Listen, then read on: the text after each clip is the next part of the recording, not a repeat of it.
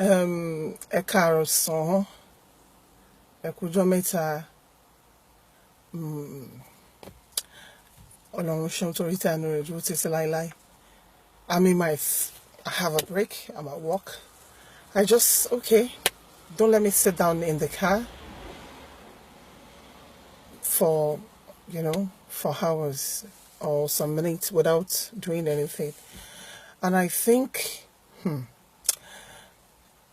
in relationship, if there is no trust, tí o bá ti sí pé mo gbà lágbájá, mo gbọ́kọ mi gbọ́, mo gbà ìyàwó mi gbọ́, it will turn to an abuse. And when I say this, some people say that kí ni woman yìí sọ. What I said, trust in relationship. Some men are so some men don't abuse their wife like that physically. Emotion abuse. When your wife goes out and tó bá dé, ibo lo ti ń bọ̀, ìwọ aṣẹ́wó yìí, ìwọ onírànú yìí, ibo ni kíní kan tó bẹ̀rẹ̀ sí, that's an abuse. Tí ìyàwó ẹ múra tán, because you don't trust her. Ṣé àsàlátù ló lọ tó lo borùn tó gùn tẹ́lẹ̀ yìí, lo kàtíkẹ̀ báyìí, lo kojú báyìí. Kí ló ń ṣe wá? Kò ṣe pé mú ìyàwó ẹ níbi tó ti ń ṣaṣẹ́wó náà. Tó bá tiẹ̀ mú níbi tó ti wà inú red glass, jẹ́ sọ pé inú red glass ń tà ló ti mú. But if you believe ó ti change kó tó fẹ́, then fine. But tó bá believe pé kò change, look for one way or the other to sort things out. It's not by abuse. Some men don't have sense of appreciation. Ẹ má bínú ẹ̀yin daddy wa. But some men don't have sense of appreciation. What I mean by that is when your wife finish dressing up and the next thing that come out from you, rí bó ṣe rí, kí ló wọ̀ iná. That is not a sense of appreciation. Tó bá jẹ́ pé nǹkan tó wọ̀ ò dáa, díà ṣe má wọlé bóyá kó wọ aṣọ tó wọ̀ lọ́jọ́ yẹn mo like ẹ̀ mọ́ lára ẹ̀, ó look nice. The way you relate with your wife, the way you relate with your husband. Daddy wa kí ló dé tẹ wọ àǹkárá yìí, ẹ bá wọ ẹ má ṣọkọ tẹ wọ lọ́jọ́. Then it's not like gbogbo ṣe gbogbo rí bí ọ̀bọ. Báwo ló ṣe wá wọṣọ tí gbogbo ẹ̀rí rádaràdà mọ́ ẹ lára? It's an abuse, because the more you keep saying that, the woman will get depressed. The more you keep saying those things, the woman will get sad. She'll be feeling somehow. Oga, bóyá má jẹ́ n wọṣọ yìí, ẹ má jẹ́ kí n ṣe léyìí, ẹ má jẹ́ kí n ṣe báyìí. When your wife goes out, àwọn ọkùnrin mi ẹ má bínú tí àwọn bá dé wá lọ máa mú àwọ̀tẹ́lẹ̀ ìyàwó wọn á máa gbóòórùn ẹ̀. Irú kí nìyẹn? You don't trust your wife. Then gbogbo chief security officer in the house, àwọn obìnrin tó ká lọ wáṣẹ́ security bóyá Tesco àbí Lidl àbí ká apply fún security kan láàrin, fóònù ló máa ṣọ́ kiri. Fóònù ló máa ṣọ́ kiri. Wọ́n fi nọ́mbà sí, wọ́n fi nọ́mbà sí. My sister mi tí tẹ́sí ò bá gbọ́yìn kí inú òkè bàjẹ́. Why do you want to bring sadness into your life? Why do you want to give yourself headache? Why do you want to, you don't need it. You don't.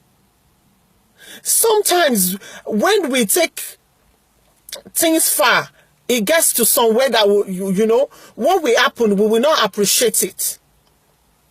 What will go wrong, go wrong again, because there is no trust. Hey bolowa, kiniko, oniranu, aṣẹ́wó, ó ti ṣe kiniko lọ. When you start saying those words to your wife, máa jẹ́ kí ìyàwó ẹ̀ máa wà depressed. When your wife use the lipstick and you don't like it, you don't have to say, báwo ṣe wá lo lipstick tó dàbí àwọn ọmọ ojú ẹlẹ́gbàá báyìí. You can say, dear, ṣe máa lo lipstick yìí, ṣe mo máa ń like eléyìí báyìí tó lò. That will be more presentable. Because the more you get your wife or your husband be depressed, emotional abuse, you don't have to raise your hand up kó tó abuse you. Àwọn ọ̀rọ̀ kan wà lẹ́nu wa tí pé tó bá jáde báyìí, Jesus Christ of Nazareth, abuse gidi ni. Tó bá jáde báyìí, àwọn ọ̀rọ̀ tó jẹ́ pé gbàǹkan gbìn ni, tó jẹ́ pé ẹni tó ń sọ sí gan á jókòó á wò pé tó bá jẹ́ pé ó múra lọ tí ni ó lè ní mẹ́mí lọ pàṣẹ ẹ wò ẹsẹ̀ yẹ kan lọ jókòó pàṣẹ èmi ẹ̀jẹ̀ gbàgbé ẹ̀, because ó ti jẹ́ kó wà depressed, ó ti jẹ́ kí anxiety pé òun fẹ́ jáde, ìdùnnú wípé mo ti ẹ̀ ń ṣeré jáde, ó ti jẹ́ kó kú mọ́ lára. àwa obìnrin míì náà ọkọ wa fẹ́ jáde nínú ilé ó kàn máa akọ píkì wàhálà kan déédéé wàá ṣá píkì wàhálà ṣá tó máa fi rí nǹkan kan yẹn ṣá bóyá ó máa dẹ̀ rí ìyá ẹni àbí wàá gbọ́ ọ̀rọ̀ burúkú. Because why do you look for trouble? What trouble is sitting down? Some women are so, you know, to the extent that you go and start, why not you go and lock your husband's clothes? Why don't you go and lock him? Like you fight. And when trouble started, you just start it and you can't finish it. Be when you're one starting lonely only finishing. You go and look for trouble when trouble is sitting down. That is not fair. If your husband is going out, you don't have to say, Otutin-in-law, olórí burúkú olóṣì, onírànù, ọ̀mùtí, Otutin-in-law. Maybe it's just going out, you know, to have some fun. Toro si e wa bu yẹn, a wá lọ jókòó pa síbi apa. Bá bẹ̀rẹ̀ sí mọtí yẹn, a wá mú dáadáa. Kò ní wálé lásìkò. And when your husband start doing this, you are the one pushing. Because your emotional, you know, emotional abuse, your abuse, you are pushing your husband away from yourself. You are bringing a departation between you and your husband. You are creating a space between you and your husband. If your husband is going out, that's why you are not happy. Just put a smiling face. I said, it will make your husband anxious to be anxious to come home. But in the situation where your husband is going out, to take off it may be 15. Àwọn èpè tó ní anointing àwọn double coated èpè tó ti kọ́kọ́ wá fún you know, he won't feel like coming home. Àdúrà tó máa gbà ní pé kó ti sùn kóhun tó wá. So please, let's encourage ourselves.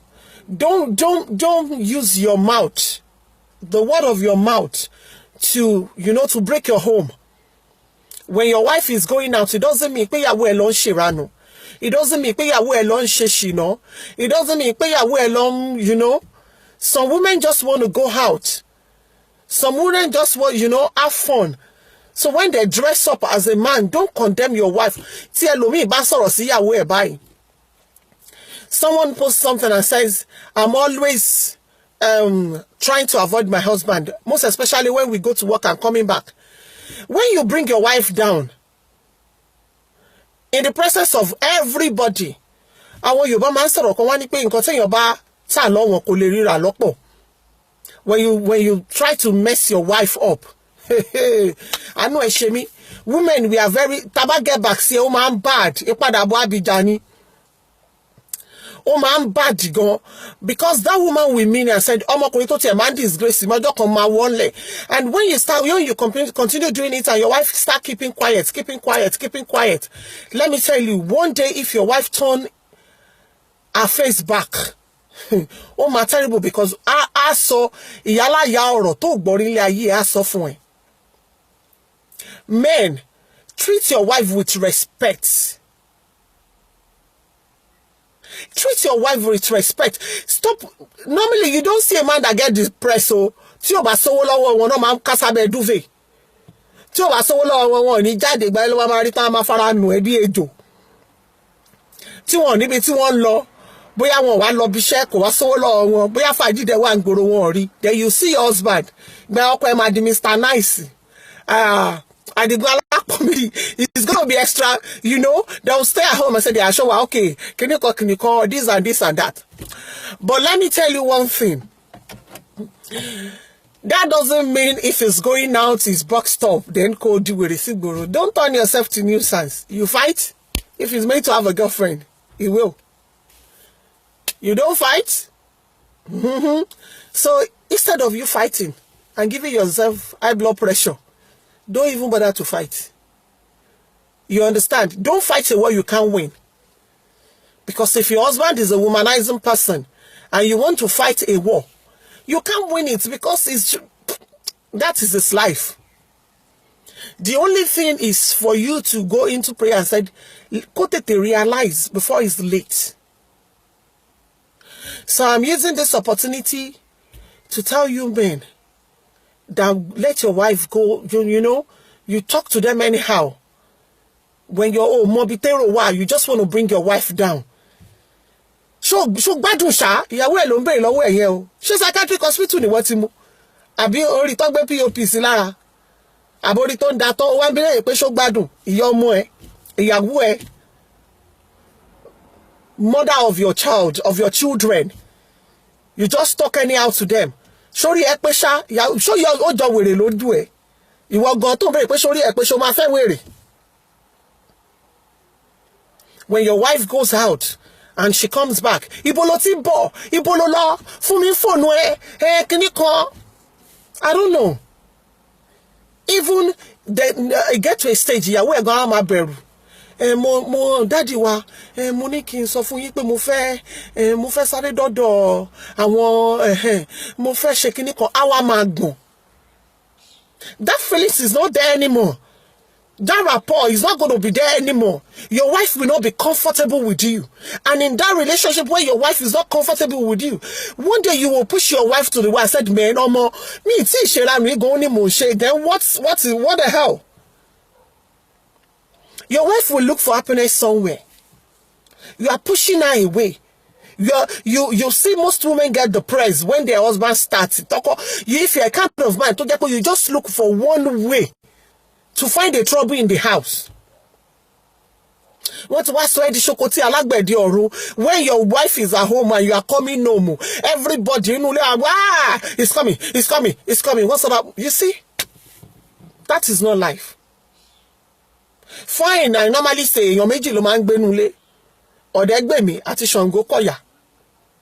Odegbemi, that will be gentle. Where your children will be able to come to you and even tell you, you know, I have sex. Imagine if your children can say that to you.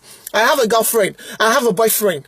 It means you are the one that, you know, you take the information from them. You tell them what is right and what is wrong. But if you are the one, you know, the hard one in the house, maybe the husband or maybe the wife, the children will be scared of that person, but not to that extent. Man, not to that extent. Mama gbóná tó bá wà nulé ìyàwó gan olè ìyàwó ò ní mí dáadáa. Some men, you know, out of their greediness, no ṣe ha ìyàwó wọn kò ṣe pé religion wọn gan ó gba ẹ̀há. They start giving out. Aṣọ tó wọ̀ yẹn kò gùn délẹ̀ tó. Ó fàyàlẹ̀. Apá ẹ̀ hàn. Ẹ̀yìn ẹ̀ hàn. Imú ẹ̀ hàn. Is that the way you marry your wife? If you are like that, she's not going to marry you. But the moment you are married, now you turn your wife to something else. You are our God. But even our God, we talk to our God. We ask our God question. Ọlọ́run kí ló dé tó jẹ́ kí nǹkan báyìí máa ṣẹlẹ̀? But your wife cannot talk to you. And let me tell you, if you don't know, that is an emotional abuse. You may not realize it. Naija láti wá, ọkùnrin Naija. Let me tell you, ọkùnrin Naija ni ẹ́. But if your wife cannot relate with you, if that communication is broken down, that compromising is not there, then it's not going to work. That is where it started. Orí ẹ dàrú ni, ṣó gbádùn ni, ṣó ṣe kíní kan ni, and the next thing you start raising your hand up. You start beating your wife because that trust is not there. You start raising your hand up on you start beating your wife, you start saying, you know, some of our men cannot even take their wife to party.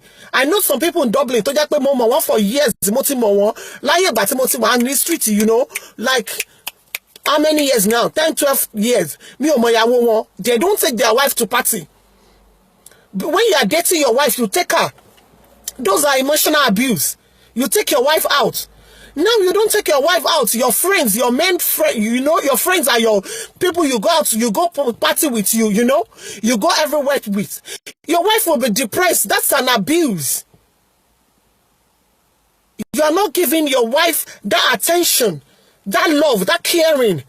The feelings that was there when you start this relationship, you are killing it. When last do you go out with your wife? Ìyá mò ń jáde o, máa tọ́jú àwọn ọmọ. Ó pé child mind alone. When last did your wife go out and say that, okay, ti ẹ ṣeré lọ́dọ̀ rẹ̀, ní má worry fèmí àtàwọn ọmọ sílẹ̀?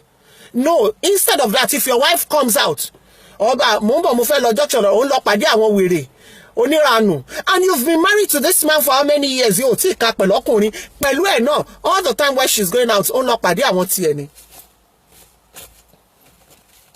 So what is your problem?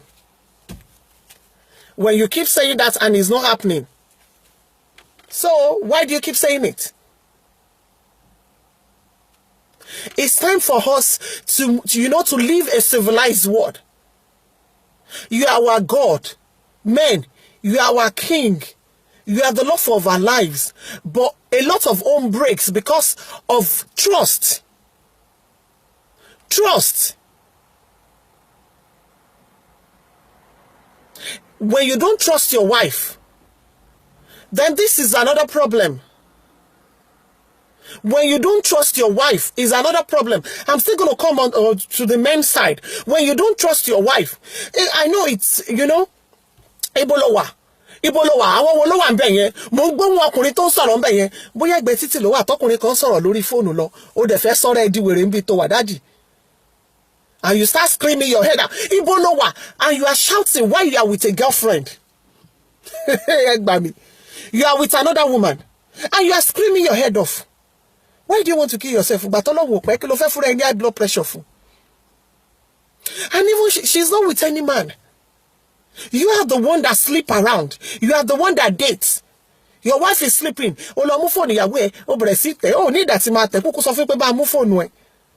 You are insecure. When you've been with your wife for 10, 15 years, for 30, 20 years, and you are not, and the only thing you can think of is she's cheating because she's pretty, or because of what?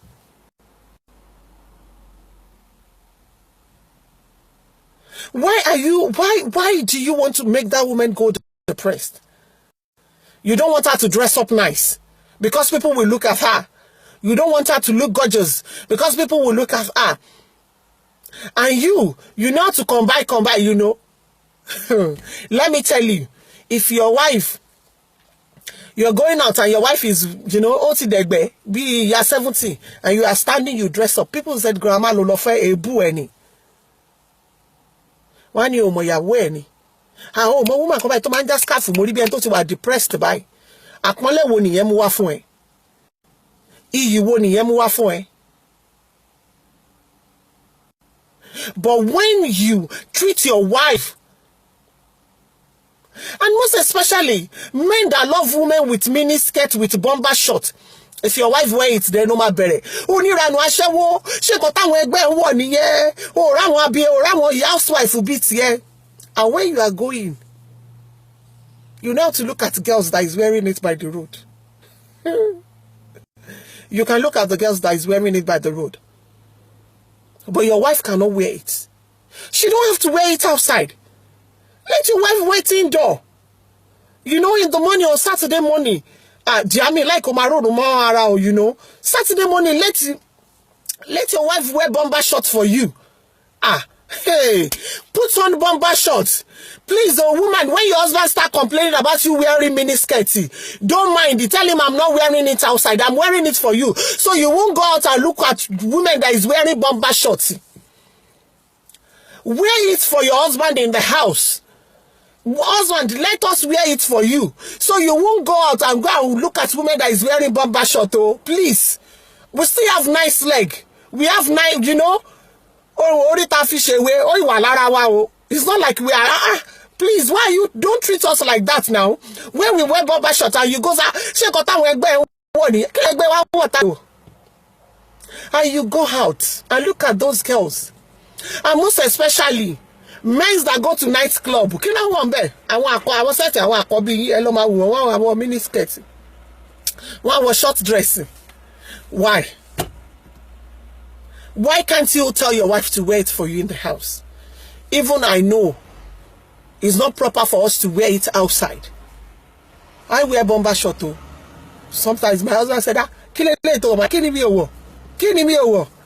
bomber short. So please, women at the same time, when your husband starts saying, hey, sometimes, dress properly. It doesn't matter. It's summer. Get yourself a tricorder, get yourself a bomber shot. Wear it in the house. Put a wrapper very close. When someone prays your bell, put on your wrapper, cover yourself up. When nobody is at home, you are cleaning. You know, I'm still going to come to that side. I'm going to make a video for women, you know, when your man, that trick, you know, we're going to talk about it. But as I'm saying now, and for women, look, I know our men, but most of them, we can't go about it, and there's no other way about it. But bless you, you that you don't fornicate, you don't drink around, you don't, but those ones that does it, there's nothing we can do. The only thing we can pray. And I know if your husband has been a cheater, you know, it's going to be very hard to trust that man. It's going to be hard. But let me tell you something. Even you don't trust him, don't put it at the fore of, you know, don't let that be a sign on your forehead. Because by trying to hurt someone, you are hurting yourself. I was driving, I was really pissed off yesterday. Something happened day before yesterday or yesterday, like 2 days ago. And my spirit was telling me, look, you're going to, by trying to look for a way to hurt that person, you are hurting yourself, because I'm cracking my beard. I said, what can I do to piss this person off? But as I'm doing that, I'm having a headache myself. And that spirit is telling me, look, the more you are looking for a way to piss this person off, to pay back, you're hurting yourself. I just say, look, I'm just going to leave it. So by looking for a way, you know, woman, to get back to him, to be, you know, to turn yourself to chief security officer, you will be giving yourself a punishment. You'll be hurting yourself, and you don't need it. If your husband is a cheater, there's nothing we can do about it. It's only we can pray. If your husband is a, you know, womanizer, cheater to yàtọ̀ sa womanizer, àwọn kan wà tó jẹ́ pé wọ́n máa gbé obìnrin kan lójú wá ní kò sí nǹkan tó fẹ́ ṣe sí. Àwọn kan dẹ̀ wà tó jẹ́ pé ọjọ́ tí àwọn bá ti mọ̀ pé wọ́n date obìnrin yẹn báyìí, ọjọ́ yẹn náà máa filẹ̀. Different kind of style lóníkálùkù ní. Àwọn kan wà tó jẹ́ pé shop and clean mouth ni wọ́n. Àwọn kan wà tó jẹ́ pé alájẹbánu báyìí ni wọ́n máa jẹ́ báyìí gbogbo ẹni wọ́n máa bàjẹ́. If your husband happen to be one of those ones, if your husband is a kind of person that drink, if your husband is the kind of person that, you know, there's everybody ló ná gbélébùú ẹ̀ nínú ọkùnrin tó ń gbé. So whatever your husband is doing, just keep praying. But like I'm saying now, if your husband is a kind of person that likes going out, you know, for one reason or the other, don't kill yourself. Let me tell you, if you die today, I'm telling you, if you die today, woman, that man will bring another woman to the house. I had a situation to talk to someone to get me, yeah, kulori wípé, you know, bàbá ẹ̀ ń ṣèrànù ń ṣe kinní kan. Ọmọ age mate ẹ̀ bóyá 2 years ilé ọmọ yẹn gbà lọ́wọ́ ẹni tí bàbá ẹ̀ fẹ́ lè yẹ. Tó gbé wá sínú ilé tí òun àti ìyá ẹ̀ jọra. So I'm using this opportunity to plead, women, if your husband is a kind of person to jẹ́ pé is a womanizer, is a cheater, is drinking, is fornicating, is doing whatever, just keep praying. Don't, I know that trust is not there, but don't put it on your forehead. Because if you try to do that, you can get depressed. And you getting depressed will not help the situation. It's going to worsen it. Àwọn ọmọ wa lọ́jọ́ ọ̀la wa. And don't turn yourself. Let me tell you, if your husband go out late night, tó jẹ́ pé táwọn aago bá sì máa lu ńlá ńlá bí ẹyọ kan bí méjì, they don't come to the house. If your husband is like that, don't bother yourself. Go to bed. Sleep. Don't say I'm going to wait for her until she comes in. I mean, wait for him until he comes in. And for that, you will not sleep.